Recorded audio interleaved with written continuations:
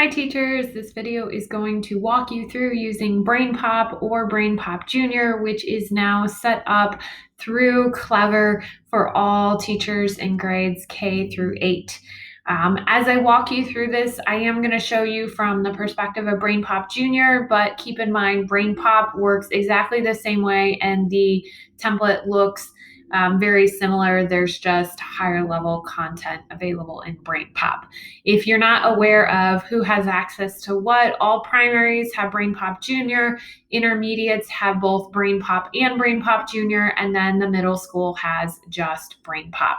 So starting with accessing, you'd want to go into your Clever portal.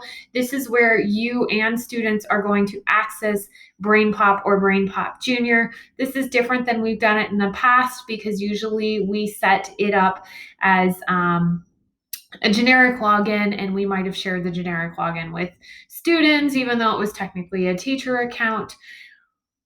In order for our students to successfully log in and view the content in BrainPop or BrainPop Jr. and finish different activities, they need to be logged into their own account. Fortunately, we can do this through Clever, and then there's a couple of other things that you can do that makes it super simple to link in from Google Classroom. So we're going to start with going into BrainPop or BrainPop Jr. from our Clever portal. It should auto log you in. If it doesn't, that means that there is an issue and you need to reach out to me.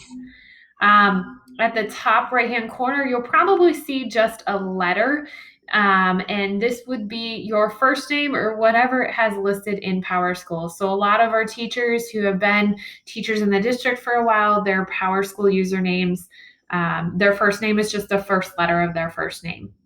So you can click on the drop down to see further information and make sure. Another great way to know if you are fully in is if you click on the dashboard,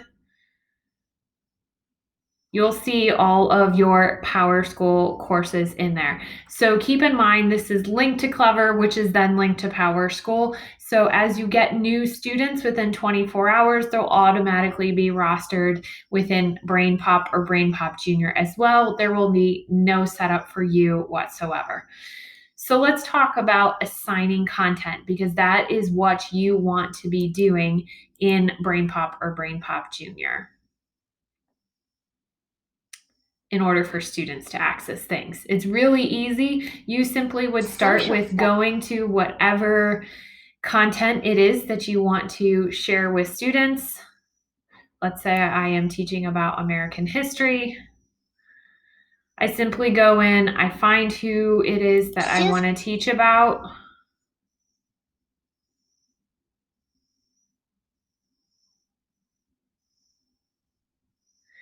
And when you get to there, you're going to have this option to teach this topic. So it'll give you lesson ideas. You can create a quiz or you can assign. These are all the different things that you will have the option to assign. So you would simply click the assign button, and in your first step, you're going to choose what options you want to assign to students. Maybe you want them to watch the movie, draw about it, and make a map. You can assign a blank map. There are other customization features in here as well. Maybe you want them to do the belly up activity. So once you have all the pieces for this BrainPop or BrainPop Jr. selected, you would click the number 2 button or the next down here at the bottom.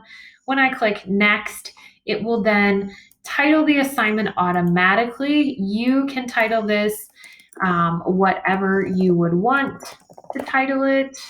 You can give directions. I would suggest giving your directions within BrainPop instead of just putting them in Google Classroom, because students may not make that translation to the fact that you're referring to things within BrainPop or BrainPop Jr. What's really nice is you can arrange the items in whatever order you want so that students can do them in a specific order. When you're ready for that, you click next. It will leave your title here. It will show your instructions, and here's where you select your class. So if you are a primary teacher or a teacher of 3rd grade, I strongly suggest just assigning to your homeroom class. If you are a teacher of 4th or 5th grade, then I would assign to your specific sections. Now you can only select one class here, but if you need to assign to a second class, you just simply click the new class button and another section pops up and you can assign to that second class. Now this wouldn't make sense in this case because this is all one teacher. You can choose a due date, which is optional. You can be specific about which students this is assigned to, and then you can schedule this for later to at least release at a specific time. When you're ready, you just simply click assign, and then you have these two awesome options. You can view the assignment exactly how students would.